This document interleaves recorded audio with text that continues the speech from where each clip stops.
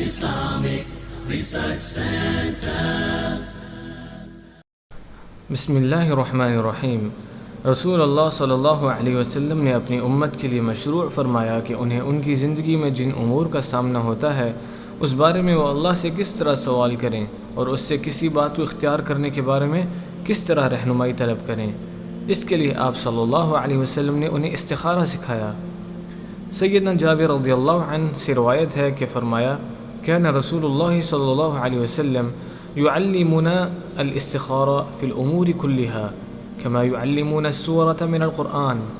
سیدنا جابر رضی اللہ عنہ سے روایت ہے کہ رسول اللہ صلی اللہ علیہ وسلم ہمیں ہمارے کاموں کے بارے میں اسی طرح سے استخارہ سکھایا کرتے تھے جیسے قرآن مجید کی کوئی صورت سکھاتے، اور فرماتے اگر تم میں سے کسی کا کوئی کام کرنے کا ارادہ ہو تو 2 رکعت نماز فرض کے علاوہ ادا کرے، پھر یہ کہے اللہم انی استخیرک بعلمک واستقدرک بقدرتک واسألک من فضلک العظیم فإنک تقدر ولا اقدر وتعلم ولا اعلم وانت علام الغیوب اللہم ان كنت تعلم ان هذا الامر خیر لی فی دینی ومعاشی وعاقبت امری فاقدره لي ويسره لي ثم بارك لي فيه وإن كنت تعلم أن هذا الأمر شر لي في ديني ومعاشي وعاقبة أمري فاصرفه عني واصرفني عنه واقدر لي الخير حيث كان ثم أرضني به۔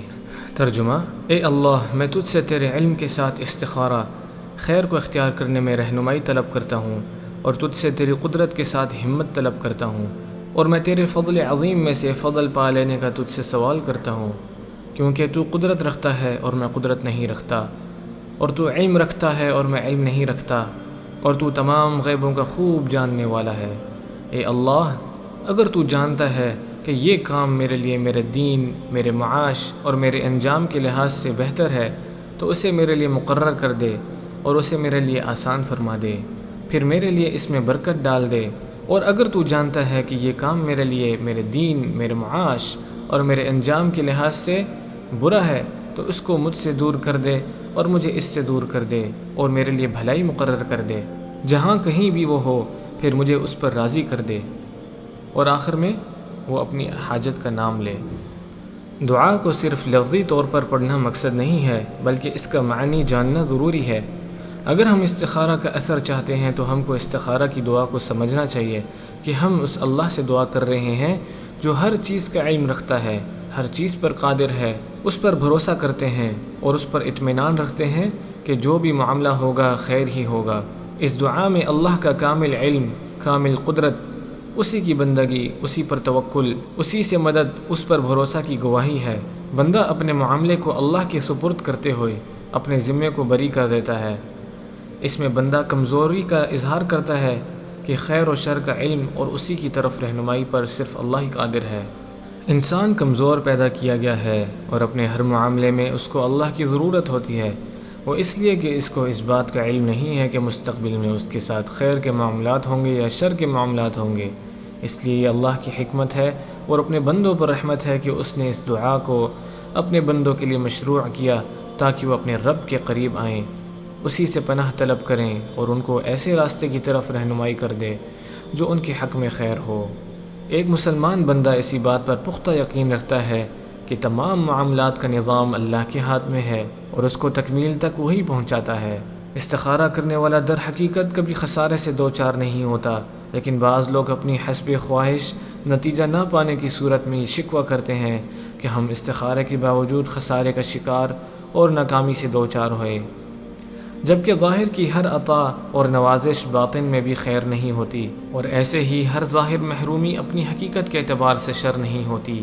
ظاہر کی بنیاد پر بسا اوقات آدمی یہ سمجھتا ہے کہ اسے کامیابی نہیں ملی، حالانکہ وہ پوری کامیابی سے سرفراز ہوتا ہے اور اسی میں اس کے لیے خیر ہوتا ہے۔ انسان کی فطرت صرف ظاہری امور تک محدود ہے اور باطنی حقیقت سے غافل ہوتی ہے۔ اللہ تعالیٰ کا فرمان ہے عَسَىٰ أَن تَكْرَهُوا شَيْئًا وَهُوَ خَيْرٌ لَكُمْ وَعَسَىٰ أَن تُحِبُّوا شَيْئًا وَهُوَ شَرٌّ لَكُمْ۔ ترجمہ: ممکن ہے کہ تم کسی چیز کو برا جانو اور دراصل وہی تمہارے لیے بھلا ہو، اور یہ بھی ممکن ہے کہ تم کسی چیز کو اچھا سمجھو حالانکہ وہ تمہارے لیے برا ہو۔ سورۃ البقرہ آیت نمبر 216۔ نبی علیہ الصلاۃ والسلام نے کسی معاملے کے ہو جانے کے بعد لفظ اگر کہنے سے منع فرمایا۔ لا تقل لو انی فعلت كذا وكذا لكان كذا وكذا لو تفتح عمل الشیطان۔ ترجمہ، تم میں سے کوئی نہ کہے اگر میں ایسا نہیں ایسا کرتا تو میرے لیے بہتر ہوتا، کیونکہ لفظ اگر شیطان کا عمل کھول دیتا ہے۔ کیونکہ جو معاملہ ہوا بہتر ہوا، اگر یہ نہ ہوتا تو شاید اس سے بھی بدترین معاملہ ہوتا۔ علماء کہتے ہیں کسی شخص کے لیے مناسب نہیں کہ وہ دنیا کے کسی معاملے میں استخارے کے ذریعے اللہ سے ہدایت طلب کیے بغیر آگے بڑھے۔ صحابہ کرام اس کی اہمیت کو بخوبی جانتے تھے اور اس کا کثرت سے اہتمام کرتے تھے۔ ام المؤمنین سیدہ زینب رضی اللہ عنہا نے نبی علیہ الصلاۃ والسلام سے استخارہ کرنے کے بعد نکاح کیا۔ نماز استخارہ نبی علیہ الصلاۃ والسلام کی سنت ہے۔ اس کا طریقہ 2 رکعات فرض کے علاوہ نماز پڑھنا ہے۔ بہتر ہے کہ الگ سے 2 رکعات نماز ادا کی جائے، لیکن اگر فرض کے علاوہ دیگر سنت نمازوں کے بعد دعائے استخارہ پڑھے تو بھی درست ہے۔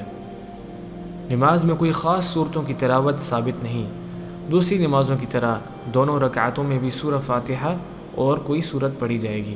استخارہ ہر قسم کے کام کے لیے مشروع ہے، خواہ کوئی بہت بڑا اور عظیم کام ہو یا معمولی اور حقیر کام ہو، تمام امور میں استخارہ مستحب ہے۔ ہر مسئلے کے لیے الگ استخارہ کرنا بہتر ہے، لیکن وقت کی قلت کے پیش نظر مختلف مسائل کے لیے ایک استخارہ بھی کافی ہو جائے گا۔ استخارہ سلام پھیرنے کے بعد پڑھنا بہتر ہے، کیونکہ حدیث کے الفاظ ہیں کہ جب تم نماز مکمل کر لو تو یہ دعا کہو، اور نماز تو سلام پھیرنے کے بعد ہی مکمل ہوتی ہے۔ جس شخص کا معاملہ ہو استخارہ بھی وہی کرے گا، کوئی دوسرا شخص اس کے لیے استخارہ نہیں کرے گا۔ لوگوں میں یہ بات عام ہے کہ ہر کوئی استخارہ کرنے کے قابل نہیں ہوتا، صرف نیک لوگ اولیاء ہی استخارہ کر سکتے ہیں۔ یہ بات قرآن اور حدیث سے ثابت نہیں، بلکہ قرآن اور حدیث کے خلاف ہے۔ جو معاملات واجب اور مستحب ہوں ان کے لیے استخارہ نہیں کیا جائے گا، جیسے میں رمضان کے روزے رکھوں یا نہیں، اور جو معاملات حرام ہیں ان کے متعلق بھی استخارہ نہیں کیا جائے گا، کیونکہ ان سے اجتناب فرض ہے۔ اسی طرح سے مکروہ معاملات کے تعلق سے بھی استخارہ نہیں کیا جائے گا۔ استخارہ صرف مباح معاملات کے لیے ہے، جیسے دنیاوی اعمال، سفر کے وسائل و ذرائع، اختیاری اوقات و مقامات، شرکت و تجارت وغیرہ۔ نماز استخارہ کو کوئی خاص وقت نہیں ہے، سہولت جب ہو ادا کی جا سکتی ہے۔ اصلاً تو استخارہ ایک ہی مرتبہ کیا جائے گا، اگر مسئلہ واضح نہ ہو تو پھر استخارہ کر سکتے ہیں۔ استخارے سے پہلے یا بعد میں لوگوں سے مشورہ کرنا چاہیے۔ اگر کسی کو استخارے کی دعا یاد نہیں تو وہ کتاب سے دیکھ کر پڑھ سکتا ہے۔ استخارہ کام کرنے سے کتنے وقت پہلے کیا جائے اس کا وقت کوئی تعین نہیں کیا گیا۔ ارادہ کر کے کام شروع کرنے سے پہلے استخارہ کر لینا چاہیے، لیکن اگر کسی کو بھول گیا ہو تو یاد آنے پر استخارہ کر لینا چاہیے، کیونکہ کام ابھی اختتام کو نہیں پہنچا۔ وقت کی تنگی ہو اور جلدی کسی کام کو انجام دینا ہو، یا عورت حیض کی حالت میں ہو، صرف دعا پڑھنا کافی ہوگا۔ جب ہمارے سامنے کوئی 2 معاملے ہوتے ہیں اور ہم کو سمجھ نہیں آتا دونوں میں سے کون سا کریں، یا ایک ہی معاملہ ہوتا ہے لیکن ہم کو سمجھ نہیں آتا کہ کیا ہم اس کو کریں یا نہیں، تب ہم استخارہ کریں گے۔ استخارے کے ذریعے اس کے حق میں جو معاملہ اس کے لیے بہتر ہو اللہ اس کے لیے آسانی فرمائے گا، اور جو معاملہ اس کے حق میں بہتر نہ ہو اس سے اس کو دور کر دے گا۔ جبکہ 2 معاملے سامنے ہوں تو ان میں سے ایک کو اختیار کر لیں اور استخارہ کریں۔ نماز استخارہ پڑھنے کے بعد جس عمل کا عزم کیا تھا اس کے لیے آگے بڑھ جانا چاہیے۔ نماز استخارہ پڑھنے کے بعد کچھ ایسی علامات ہیں جن سے معلوم کیا جا سکتا ہے کہ معاملے میں خیر ہے یا نہیں۔ استخارے کے فائدے میں سے ایک یہ فائدہ بھی ہے کہ دل کا اطمینان کسی ایک معاملے کی طرف ہو جاتا ہے استخارے کے بعد۔ پہلے الجھن تھی، پھر تذبذب میں تھا کہ کسی معاملے کو اختیار کرے، اور اب ایک کی طرف اطمینان ہو گیا۔ کچھ ایسا معاملہ پیش آنا جس سے خیر یا شر واضح ہو جائے۔ مثلا کسی ایک شخص نے استخارہ کیا کہ میں فلاں گاڑی لینا چاہتا ہوں، اور کچھ دنوں میں وہ اسے خریدنے ہی والا تھا۔ اگلے دن ہی اس کا دوست آتا ہے اور اس گاڑی کی برائی کرتا ہے کہ اس میں یہ خرابی ہے اور یہ خرابی، اور اس شخص کو سمجھ آ جاتی ہے کہ اب اس گاڑی کا خریدنا ٹھیک نہیں ہے۔ اس کے برعکس اس کا دوست اس گاڑی کی بڑی تعریف کرتا ہے کہ یہ بہت اچھی گاڑی ہے، آرام دہ ہے، وغیرہ وغیرہ۔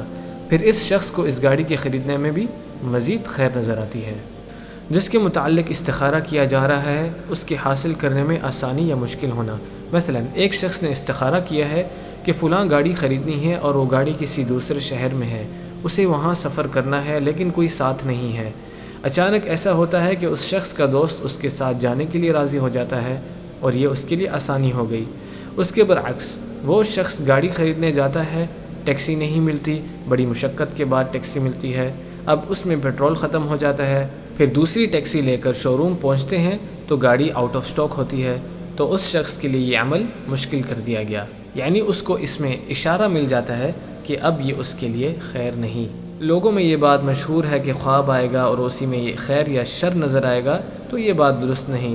انسان کے خواب 3 طرح کے ہیں، نمبر 1 اللہ کی طرف سے، نمبر 2 شیطان کی طرف سے، اور نمبر 3 جو دن میں انسان سوچتا ہے اور وہ کرتا ہے پھر وہ خواب میں دیکھتا ہے۔ ان تینوں میں فرق کرنا ممکن نہیں ہے، تو یہ بات واضح ہے کہ خواب کا تعلق استخارے سے نہیں ہے، اور سونے کے وقت استخارہ کرنے کی کوئی دلیل نہیں ہے ہمارے پاس، تو استخارہ کسی وقت بھی کیا جا سکتا ہے، چاہے دن ہو چاہے رات۔ اور بھی مختلف علامات لوگوں میں معروف ہیں جو کہ باطل ہیں۔